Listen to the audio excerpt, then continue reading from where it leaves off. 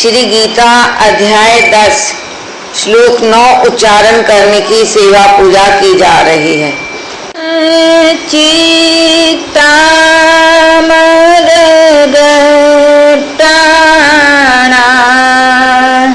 बोधयन्तः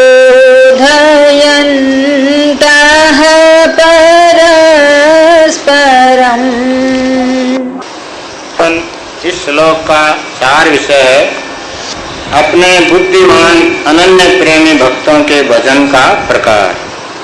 ओम आनंदमय भगवान बोले, हे आनंदी लाल, और वे निरंतर मुझ में मन लगाने वाले और मुझ में ही प्राणों को अर्पण करने वाले भक्तजन मेरी भक्ति की चर्चा के द्वारा आपस में मेरे प्रभाव को जनाते हुए तथा गुण और प्रभाव सहित मेरा कथन करते हुए ही निरंतर संतुष्ट होते हैं। पुनः उच्चारण करने की पूजा की जा रही है। भगवान इस श्लोक का सार विषय है अपने बुद्धिमान अनन्य प्रेमी भक्तों के भजन का प्रकार। ओम आनंद में भगवान बोले, और हे आनंदी लाल, वे निरंतर मुझ में मन लगाने वाले और मुझ में ही प्राणों को अर्पण करने वाले भक्तजन मेरी भक्ति की चर्चा के द्वारा आपस में मेरे प्रभाव को जनाते हुए तथा गुण और प्रभाव सहित मेरा कथन करते हुए ही निरंतर संतुष्ट होते हैं। आनंदमय ओम शांतिमय। भगवान इस श्लोक का सार विषय है अपने बुद्धिमान अनन्य प्रेमी भक्तों के भजन का प्रकार। ओम श्री विधानाचार्य भगवान ये बतला रहे हैं कि जो मेरे बुद्धिमान अनन्य प्रेमी भक्त हैं वो मेरा भजन किस प्रकार करते हैं। ओम आनंदमय भगवान बोले, हे आनंदी, वे निरंतर मुझ में मन लगाने वाले कि जो मेरे को श्रद्धा भक्ति पूर्वक भजते हैं वो क्या करते हैं कि निरंतर हर समय मेरे में अपने मन को लगाए रखते हैं और मुझ में ही प्राणों को अर्पण करने वाले भक्तजन मेरी भक्ति की चर्चा के द्वारा आपस में मेरे प्रभाव को जनाते हुए तथा गुण और प्रभाव सहित मेरा कथन करते हुए निरंतर संतुष्ट होते हैं। एक तो निरंतर अपने मन को मेरे में लगाए रखते हैं, तो ओ आनंद में प्रभु पिताजी में अपने मन को लगाए रखने से क्या होता है कि उनका जो गुण ज्ञान प्रभाव है, उनका जो आनंद शांति और शक्ति है वो मिलती रहती है।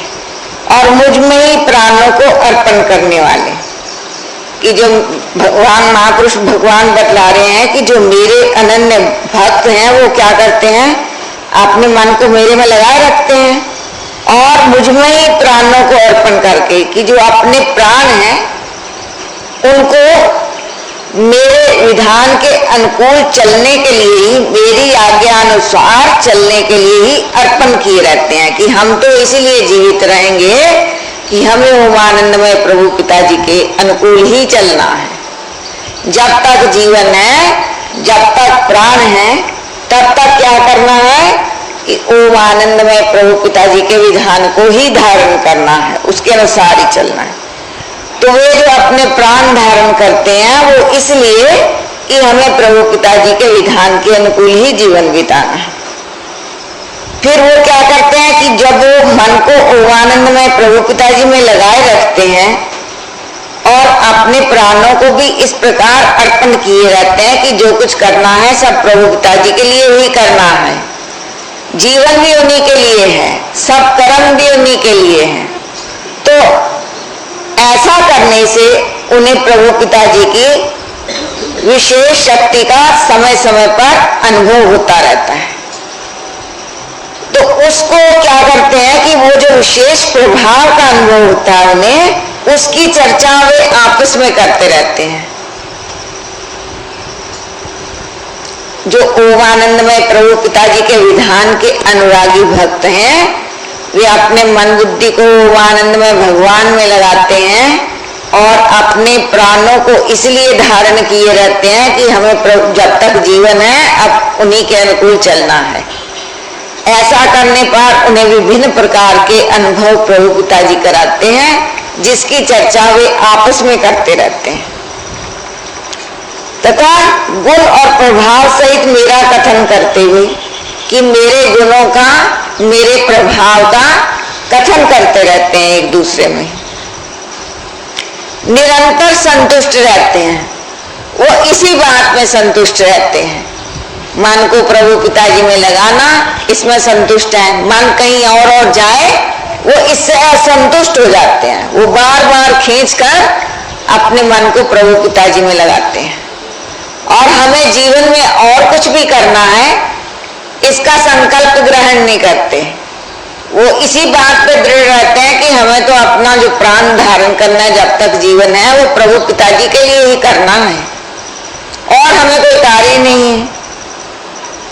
और जो अपने अनुभव है वो एक दूसरों को जनाते रहते हैं, सुनाते रहते हैं कि मुझे ऐसा अनुभव हुआ, मुझे ऐसा अनुभव हुआ, ऐसे बल मिला, ऐसी शक्ति मिली, ऐसा ज्ञान मिला। तो वो विभिन्न घटना और परिस्थितियों में प्रभु पिताजी की कृपा शक्ति का दर्शन करते हैं और आपस में एक दूसरे को जनाते रहते हैं। उनकी संतुष्टि का बस यही साधन है। वो अपना इसी में संतुष्ट रहते हैं और इसी को करते रहते हैं, इसी में रमन करते हैं।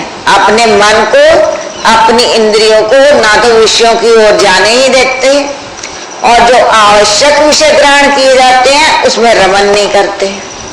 अपने मन बुद्धि को संसार के कार्य करते हुए, कार्य भी वो वही करते हैं जो कि प्रभु पिताजी के विधान के अनुकूल हैं, उनको करते हुए भी अपने मन बुद्धि को प्रभु पिताजी के स्वरूप में स्थिर रखते हैं।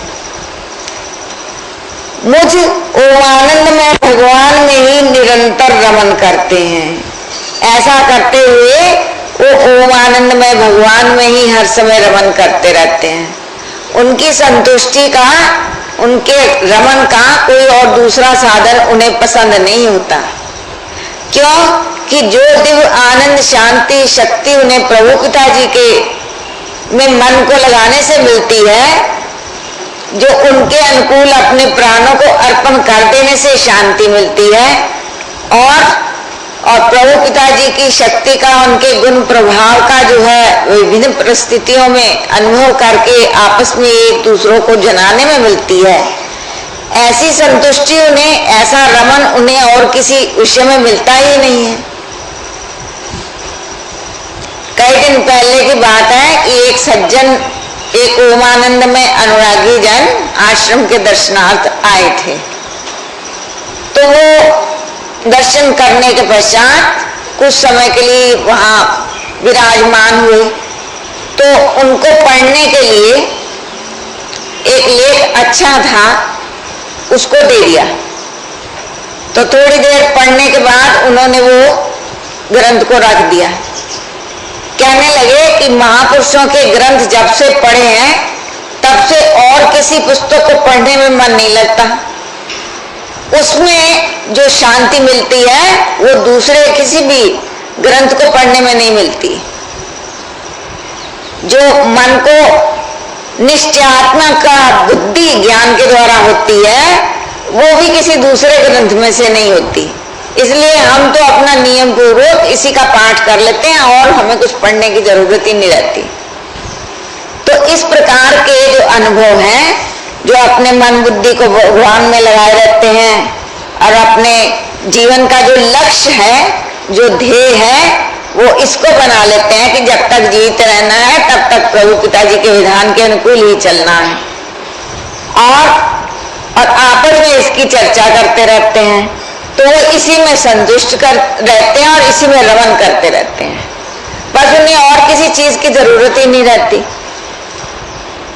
इसी बात को आगे श्लोक 10 में बतलाएंगे कि इस प्रकार प्रभु पिताजी के विधान में संतुष्ट रहने से, उसमें रमन करने से और क्या लाभ होगा। ओम आनंदमय, ओम शांतिमय। बोलो श्री आनंदमय भगवान की जय। ओम श्री महापुरुष